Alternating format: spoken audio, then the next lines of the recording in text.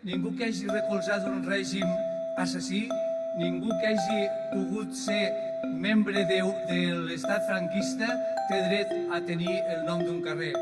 Volem recordar que mentre el senyor Areny era alcalde de Lleida, 37 lleidatans eren deportats als camps nazis, no reconeguts com a víctimes encara avui al nostre estat.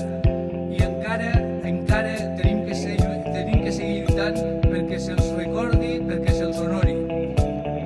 Els hem de retirar perquè n'hem de fer memòria, per saber qui eren i que van ser responsables totes aquestes persones de 40 anys de dictadura.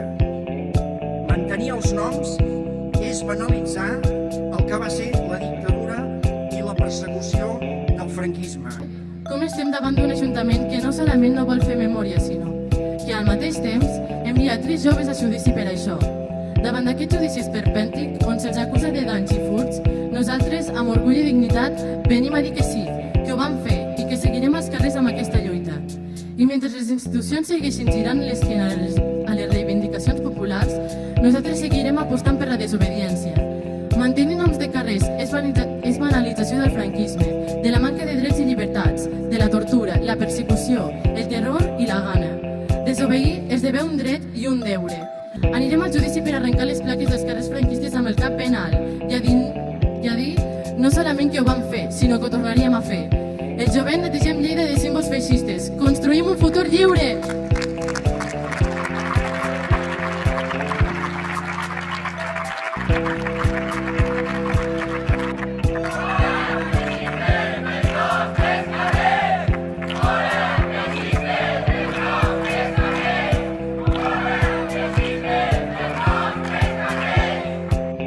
Però com a neta d'un obrer andalús, lluitador de les llibertats i represaliat polític, vull representar amb humilitat però amb fermesa a tots els fills i nets dels que van estar víctimes del franquisme i que amb valor van arriscar les seves vides per conquerir les nostres llibertats d'avui. Vull ficar en valor la valentia dels joves d'arran, acusats per dignificar els carrers de Lleida. Són la garantia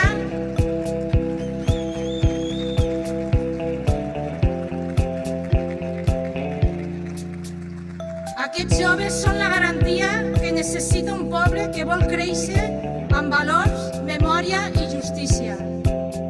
Gràcies als històrics que s'han acompanyat avui, per el vostre llegat immens de dignitat.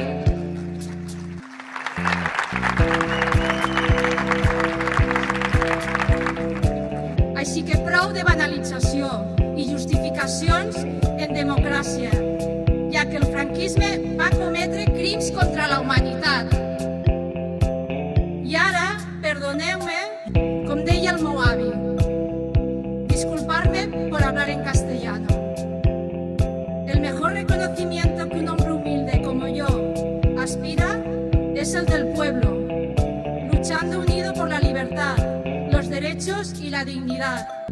Esto es lo que da sentido a mi vida.